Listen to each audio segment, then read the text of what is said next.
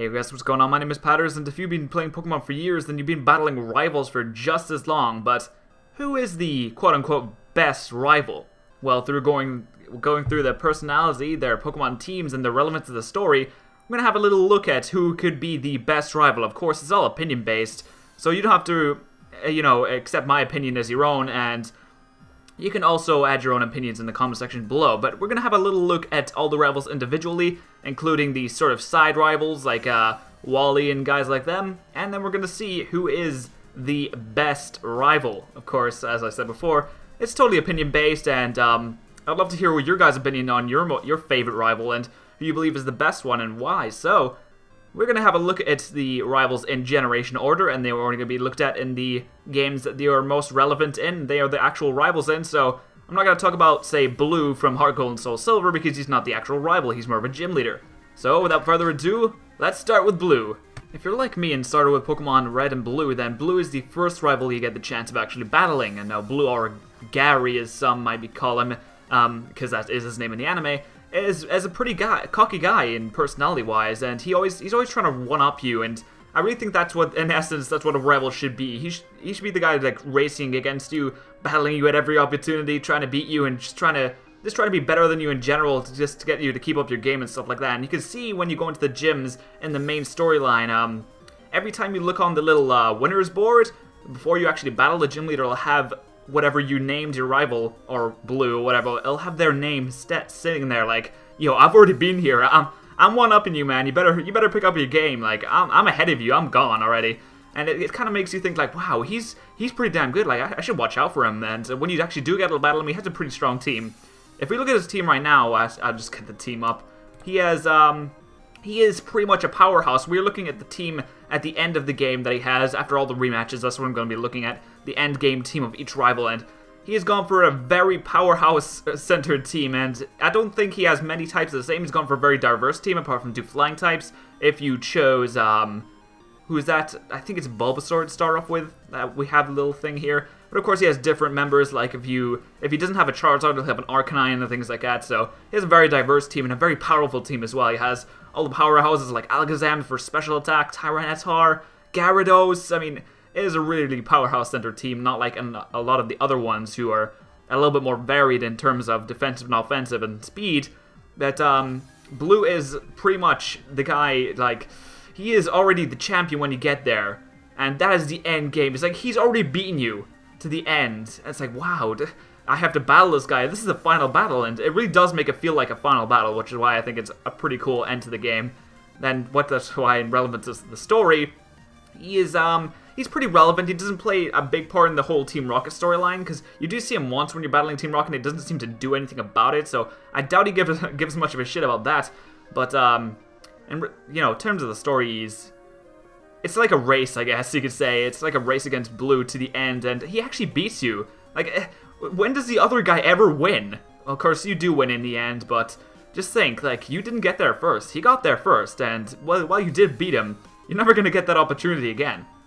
So, in terms of, the whole shebang, I think he's a pretty awesome rival, especially for this first thing. It gave you a real taste of what a rival should be, and, yeah, so that's it for Blue. Pretty cool guy, pretty cocky, like a rival should be.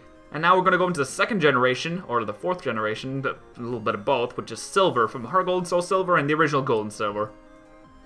Alright, so Silver, personality-wise, is probably one of the darkest rivals in the entire series. He is pretty hateful towards his Pokemon and the people he comes into contact with, and he is very strict on them and very serious, not like the other rivals, who, most of them are pretty lighthearted and, good-natured and things like that. They'll have a chat with the player character, but not Silver. He's pretty nasty.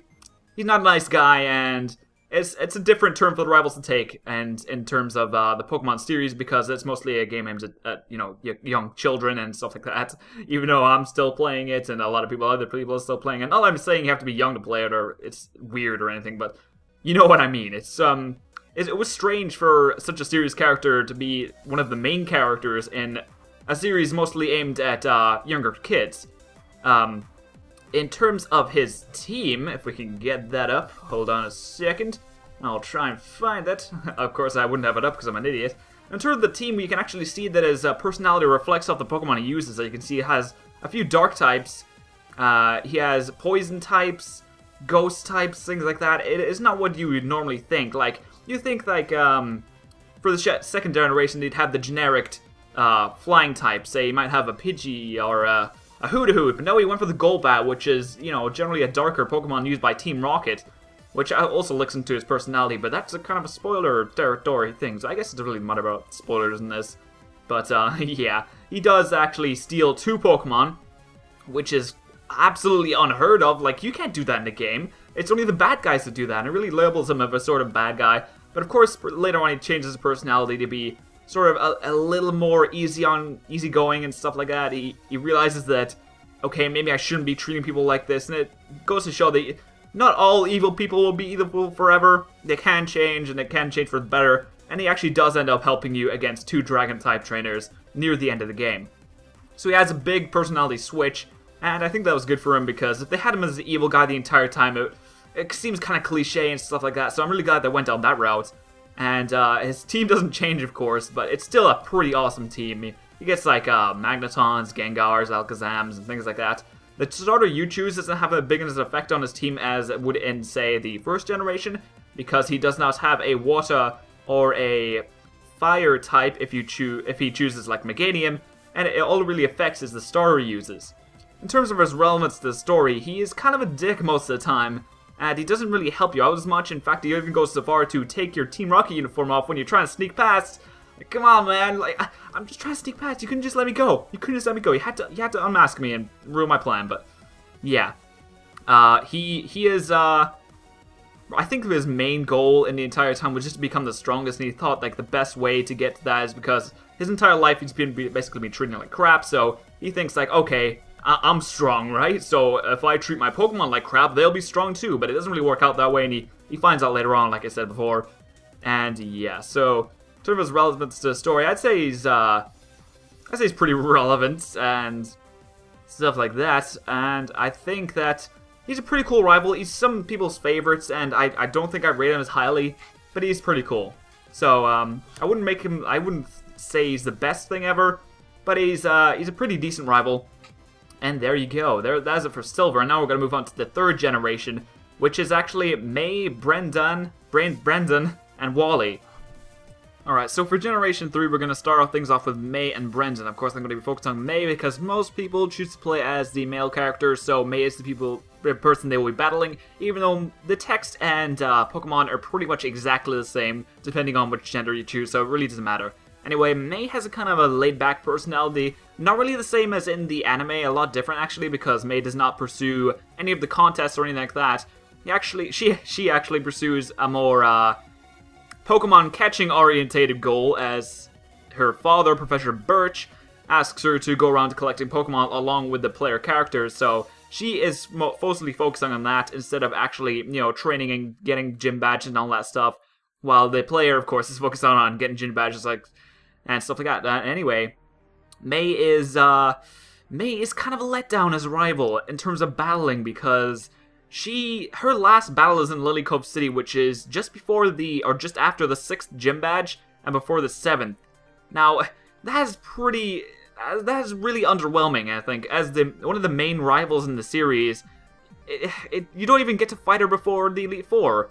You don't even get to fight her after the Elite Four, actually, because she just goes back to her house and sits there for the rest of the game. Like, it's kind of a letdown that she doesn't do more in the story, and that's what we're going to get onto now, her relevance to the story, and wow. Not much going on there. I mean, she does give you a few things. She does give you pointers at the start and some items across the game, but in terms of what she actually does in the story, it's absolutely nothing. Like, all she does is want to catch Pokemon. She doesn't help in the main story at all, and while she is a pretty cool character, I don't think she doesn't really matter much in terms of the whole story arc and Groudon and Kyogre and stuff like that. So, kind of a letdown, I'm going to be completely honest. I think they could have done more if they really tried, but I think that the rival wasn't the biggest concern there. They kind of wanted to get the story out there and, you know, take the focus away from the normal, you know, low-class battling, like with rivals, and wanted to go bigger and more badass and things like, oh my god, gonna destroy the world and things like that. So I can kind of see why they did that, if that's the reason, but still kind of a letdown in terms of the rival. Anyway, we're gonna go into Wally next, and wait, did I talk about the teams? The teams kind of suck. As I said, last battle in Lily Coast City. If you start with a Trico, she has a Tropius, Ludicolo, Pelipper, Pelipper fucking something, and a Combuskin. 4 Pokemon as the last battle. 2 of them are Grass type. 2 of them are Flying type. Like, really underwhelming. I can't say much more about that, as I'm just kind of disappointed in May. I'm disappointed in you, May. Go and catch more Pokemon. Anyway, we're going to talk about Wally next, who is a little better, I guess, but yeah. Now we're going to move on to a sickly little guy named Wally. Now, Wally's a little guy, he's not too big, and he's not really what you'd expect to be the biggest rival in the series, and, you know, he really isn't, I guess, but he does kind of, he makes it pretty far, and I have to say, like, you wouldn't really expect a guy like that to go very far, and his personality is kind of quiet, more reserved, calm, and stuff like that. He does try to jump into things like that 3rd gym battle that he probably shouldn't be doing because he only had a little 16 Ralt, and he kind of, you know, bites off more than he can chew as he tried to catch a Ralt. So he caught a Ralt as his first Pokemon. I only knew Growl. How the hell did he train that thing? He must have fed out on rare candies or something. I don't know. And yeah, so Pokemon team. At first, it's just a Ralt, and that is not very impressive at all. However, when you fight him for the second time, and you only fight him twice in this game, keep that in mind, when you fight him the second time, he gets an Altaria, Delcatty, Roselia, Magneton, and a Gardevoir. Like, that is a pretty well-balanced and pretty awesome team, if I can be completely honest. He has a Dragon type in there, and I think that he really improved since that first loss at the gym. He's like, okay, maybe I'm not ready, maybe I need to catch more Pokemon, maybe I need to train a little bit more. And he went away and did that, and it goes to show, like, even a little guy like him, he could get pretty far if he wanted to, and he can, even if he's really sickly, and if you make friends with your Pokemon, you can do anything you want to do, so remember to always believe in yourself and eat your vegetables and stuff like that. Relevance to the story? Absolutely none. Like, past the little tutorial mission you get with him to go and help him catch a Pokemon, you fight him once, then you can fight him a few more times in the Victory Road. But in terms of the actual, you know, story with the Team Aqua and Team Magma, absolutely no relevance whatsoever, so I guess it kind of makes sense as Wally's just a little side character and he's just there to fill in the gaps that May didn't fill in because she didn't have too many battles. But it's actually kind of cool to have 2 rivals in one game. And now we're going to move on to Generation 4 that only had 1 rival, but he's a pretty cool guy. Alright, so for Generation 4 we are, you know, locked in with only Barry to play around with, but Barry is a pretty cool rival in my own opinion. He is sort of the eccentric sort of, he's not patient at all, actually. He really rushes into things and stuff like that, but I think he's a pretty cool rival. I for some reason, I don't know. I don't know if a lot of other people like him, but I think he's pretty cool for some reason. Maybe it's because I played a lot of Generation 4. I mean, I played a lot of the other series as well, but, you know, there's that. And Barry, I don't know, I just like his design and everything. And Pokemon he uses are, they're pretty cool. I'd say it's a very power-focused team as well, because he has a lot of high special attack, high attack Pokemon like Heracross, Staraptor, and Snorlax, who's pretty bulky. He actually has a pretty, you know, at least it's not totally powerhouse-centered, and he actually does have a bulky Pokemon or two. And you might have Empoleon and stuff like that. You might have an Infernape for, you know, more offensive capabilities. He has a Roserade for special attacking and stuff like that. So he has a pretty well-balanced team. I do like his team quite a bit, as it does have a Water, Grass, and Fire type, which I feel is pretty necessary for some reason. I don't know, Grass types not so much maybe, but it's I always like to have those 3 for some reason, I don't know. And in terms of his relevance to the story, he's pretty helpful against the Galactics. He's the only rival that ever seems to want to do anything, you know, so far to Generation 4. He's the only one who actually thinks, wow, this evil team is pretty evil, maybe I should help. And he actually does help. He does a double battle and he does heal your Pokemon before the final conclusion to the Team Galactic side saga thing. And I thank him for that. Like, finally, you actually did something. You're amazing, Barry. And yeah, so he actually becomes maybe one of the strongest Pokemon trainers in the entire series if you battle him enough after the Elite Four. He becomes sort of red status level as he becomes like, his starter I think it peaks at level 85, like that's pretty ridiculous. I mean, I know it's after the Elite Four and it doesn't really count, but he has a pretty powerful team. I'm gonna respect him for that. He might be a little impatient, but he's still a pretty cool guy. Anyway, we're gonna move on to Generation 5 next, and start off with Bianca and Sharon. Alright, so for Pokemon Black and White, we have two main rivals that will be playing a part in the story and who will be battling you through the entire game. We have Sharon, who is the more reserved one, and Bianca, who is the more excitable one, who wants to get out and see the world and do all this crazy stuff that she's never done before because she's been, you know, sitting in the same town for years. And we'll start with Sharon. He has a pretty cool team. It's all Generation 5 Pokemon, but he does end up with a pretty, you know, bulky team with Gigalith and Haxorus. And depending on what starter you chose, he will have like the opposite monkey and the opposite starter. Yours has a Leopard and a U-Pheasant, however, the generic, you know, starter Route 1 Pokemon that you would normally come to expect rivals to have, which is, it's nothing new. It's nothing adventurous, but it's nothing new. And in terms of the story, I don't know, Sharon battles you quite a bit and helps you out quite a bit, but I wouldn't say he's, you know, the best rival ever. Of course, when you have two, you have to get the balance just right between both of them, so I can see why he didn't play more of a part. And of course, we have Bianca, which is the more adventurous of the two, who has a Stoutland and a Mushuran. I don't know how to pronounce that Pokemon's name. Anyway, she ends up with a Chandelure, and even though she doesn't really take the gym challenge, she does end up pretty powerful, and she does accept in the end that, well, maybe I'm not so great at this, maybe I should choose something else to do, and she does end up Professor Juniper's assistant. It goes to show, like, even if you fail at something, you're gonna be great at something else. Like, it doesn't matter. If you fall down, just get back up. You try something else. You can try the same thing again, of course. And I respect Bianca for not, you know, sitting there and crying about it, like, oh no, I'm not a good trainer, you know. It's fine. She'll just go and do something else, so that's pretty cool for Bianca. Sharon ends up becoming a gym leader, of course, so that's pretty cool. He is a pretty good trainer, so it's kind of expected for someone with his talents. And I have no idea where the main character for Black and White goes in Black and White 2. If anyone could explain that. I know it has nothing to do with the video, but I have never found out where he goes. Or he or she, depending who you play as. I know you can do like a memory link or something to battle Sharon in Black and White 2 with his Black team and Bianca. But I have no idea where they go. Like, seriously, he just disappears off the map forever. But, yes, back to the rivals. They're both pretty cool. Not the biggest players in the story. And, of course, the story in Black and White is a lot more serious as it goes along with, you know, the destruction of Unova and all that great stuff. And this guy's trying to take over, so there you go. That's them for Black and White. And now we're going to move on to the final rival for now, which is Hugh in Black and White 2.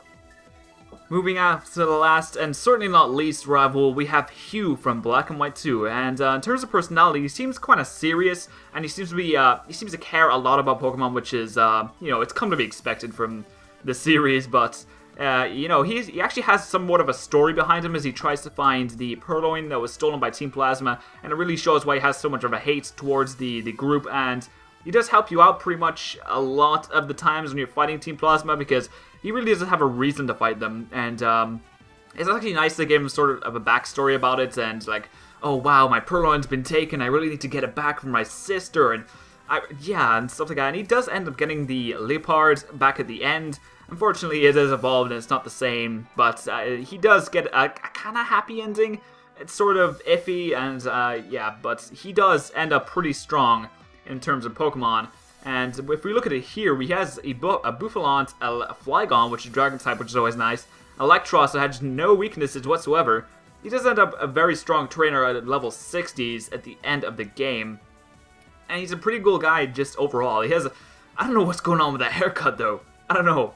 And I think he's the only the Pokemon trainer that's ever hatched a Pokemon from an egg, apart from, you know, freaking the player character. At least he's the only one who's hatched a starter. Like, everyone else either steals it or gets off the professor, and he decided to go for something different. He's like, no way, I'm just gonna hatch mine. You know, I want to know where he found a freaking whatever fully evolved Pokemon that fully evolved starter that he used to hatch it from, but whatever.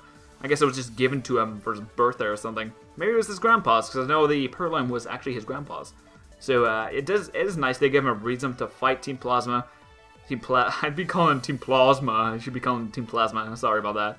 Sorry if my pronunciation annoys you.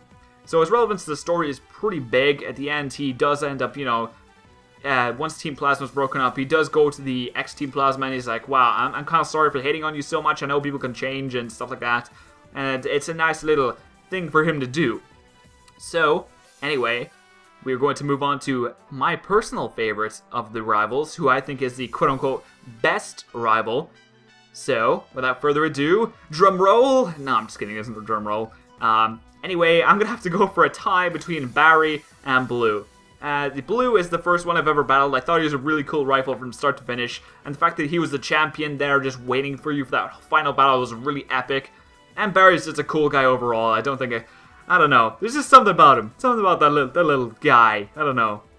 But I wanted you to leave your comments on what you think was the quote-unquote best rival. Of course, it's all opinion-based. There's no facts going into this, apart from, you know, their teams and stuff. Of course, that's fact. I wouldn't just make up their teams. That'd be kind of crappy of me. But I would like to see who your first favorite rival is and why. Of course, you have to have a reason, because if you just go, yeah, he looks cool and stuff like that. I guess I haven't really given a reason for Barry. I guess I like his sort of eccentric attitudes, and he's just kind of carefree and just wants to battle all the time and be happy. So that's good for him.